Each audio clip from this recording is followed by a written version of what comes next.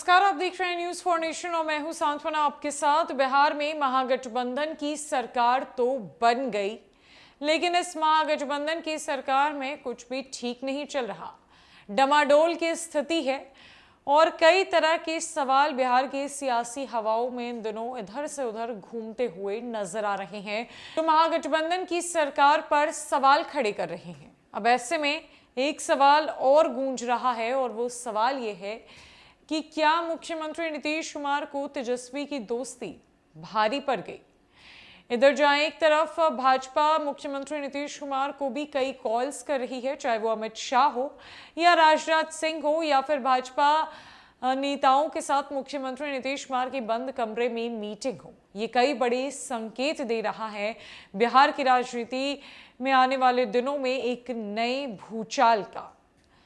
और दूसरी तरफ देखा जाए तो जदयू का साथ जदयू के वरिष्ठ नेता छोड़कर जा रहे हैं, जहां सबसे पहले कवायद आरसीपी सिंह की तरफ से शुरू हुई, फिर उपेंद्र कुशवाहा ने जदयू छोड़ दिया और अब राजपूत की बड़ी नेत्री और जदयू की पूर्व सांसद मीना देवी ने भी मुख्यमंत्री नीतीश का दामन छोड़ दिया है और भाजपा के खेमे में चली गई हैं।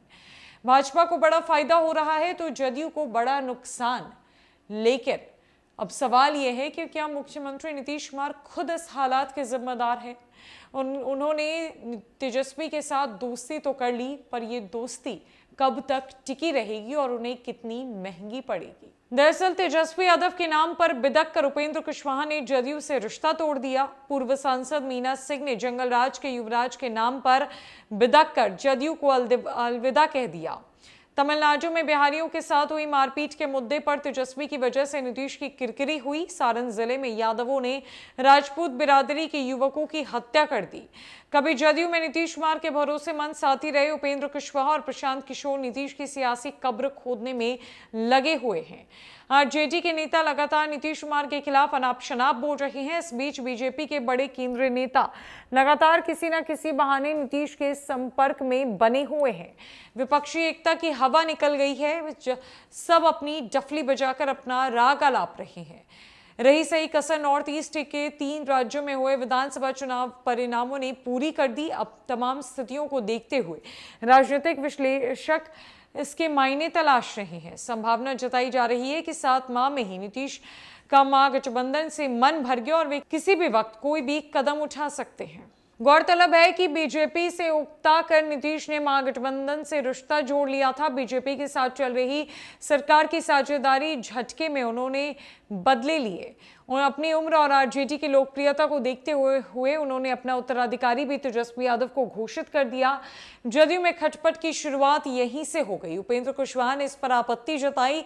कुशवाहा ने खुलासा किया कि नीतीश कुमार जदयू का विलय आरजेडी में करना चाहते हैं। इस आशंका को बल इसीलिए भी मिला कि जदयू में नीतीश कुमार ने दूसरी पंक्ति का नेतृत्व पनपने नहीं दिया। आरसीपी सिंह, प्रशांत किशोर और उपेंद्र कुशवाहा जैसे नेता तामझाम से जदयू में जरूर लाए गए, लेकिन उन्हें नीतीश कुमार ने एक-एक कर किनारे लगा दिया। ऐसा उन्होंने शायद इसीलिए किया कि सुप्रीमो की तरफ फैसला ले सके। चिराग पासवान जैसे नेता से उन्हें मात खानी पड़ी। कभी सबसे बड़ी पार्टी रही जदयू के विधायकों की संख्या के हिसाब से तीसरे नंबर पर जदयू को आना पड़ा। ऐसा नहीं कि नीतीश इन बातों को समझते नहीं होंगे। मुख्यमंत्री नीतीश कुमार की समझ में तो सब कुछ आ रहा होगा कि आरजेडी के नेताओं की तरफ से किस तरह का सुलूक किया जा रहा है, किन शब्दों का इस्तेमाल कर मर्यादा का उल्लंघन किया जा रहा है, जदयू पर हावी होकर उसे नीचा गिराने की कोशिश की जा रही है। तो वहीं दूसरी तरफ भाजपा के कई नेताओं के कॉल्स इन दिनों नीतीश कुमार को आए हैं, चाहे वो जन्मदिन पर शुभकामनाएं देने की बारी ही क्यों ना हो। तो सबसे पहले प्रधानमंत्री नरेंद्र मोदी ने नीतीश कुमार की जन्मदिन पर उन्हें शुभकामनाएं दी थी और अन्य कई बीजेपी के नेताओं ने भी दी थी। महागठबंधन के भीतर जो भी कुछ चल रहा है वो सबकी नजरों में साफ है। जिस तरीके से आरजेडी जदयू के साथ पेश होने की कोशिश कर रही है, ये बात नीतीश कुमार को रम नहीं रही और अब रंग में भंग कभी भी हो सकता है, जहां तेजस्वी यादव को पता भी नहीं चलेगा और पलक झपकते नीतीश कुमार का एक बड़ा एक्शन उनके सामने हो सकता है। हालांकि आने वाले दिनों में किस प्रकार से नीतीश की राजनीति देखने को मिलती है बिहार की सियासत में, वो तो भविष्य के गर्व में है, लेकिन नीतीश कुमार कभी भी जदयू को अब झुकने नहीं देंगे, ये उन्होंने ठान लिया है। फिलहाल के लिए इस खबर में इतना ही। नमस्कार।